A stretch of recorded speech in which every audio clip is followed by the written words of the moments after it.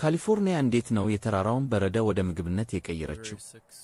ሴንትራል ቫሊ ፕሮጀክት ትልቁ በአሜሪካን የሚገኘው መስኖ ፕሮጀክት ይተዋወቁ። የካሊፎርኒያ የእርሻ መሬት ውሃ የሌለበት በረሃ ነው። ሴንትራል ቫሊ ፕሮጀክት ደግሞ በረሃው እንዲያብብ የሚያደርገው ግዙፍ የመስኖ ሥርዓት ነው። የውሃው ውህደት የሚጀምረው በሴራ ኔቫዳ በረዶ ይቀልጣል። ከዛም የሳክራሜንቶ እና ሳን ጆአኩዊን ወንዞችን ይመገባል። ከዚያም እንደ ሻስታ ሰው ሰራሽ ሐይቅ ባሉ ግዙፍ የውሃ ማጠራቀሚያዎች ውስጥ ይገባል። ግዙፍ ግድቦች እና 500 ማይል በላይ በሚሄዱ ረጃጅም ግድቦች በመጠቀም እንዲሁም ትልልቅ ፓምፖችን በመጠቀም ወደ ደቡብ አቅጣጫ ይወስዱታል። ገበሬዎቹ ወደ 3 ሚሊዮን ሄክታር የሚጠጉ ሰብሎችን በመስኖ ያለማሉ፣ እንደ አልሞንድ ወይም ሩዝ፣ ቲማቲም ወዘተ። እንዲሁም ፕሮጀክቱ ከ2 ሚሊዮን በላይ ለሚሆኑ ሰዎች የመጠጥ ውሃ በማቅረብ እና ኤሌክትሪክ በማመንጨት ሕይወትን እያስቀጠለ ነው።